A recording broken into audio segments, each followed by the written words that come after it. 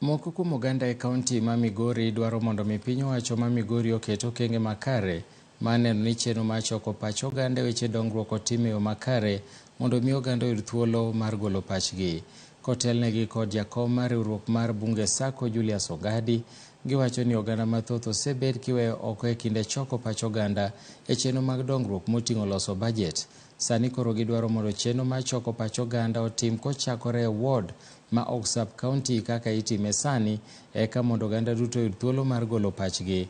Jodago ma Migori bende dwaro mondo mi oboke moting'o mago mag oganda magole pachgi moting'o mano mar bajet bende mondo ochop ne oganda motelo ne chenro mar kawo pachgi eka mondo mi gisome e yo makare. Oganda koro dwaro mondo chenro mar kawo pach oganda e wi chik mar omenda mondo mi onuo kendo. Jopiny e loso bajet mar omenda ma Migori County ka osebedo kok time e yo makare.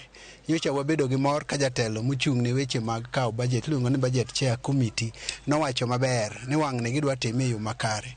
Tadwa miyi kuom ranyisi manotim Rongo olok kumitime chenro kodong' dakika 10 to ji onego bed ni chako timo chenro. Mano nyiso ni oganda manoyudo thuolo mondo mi ochop kanyo ne gin oganda matin.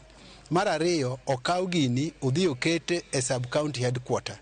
Sub counties headquarters ng'enyne gibor gi tung piny koni gi koni. Oganda ok yudo thuolo makare mondo mi gichop kanyo e wang' sa.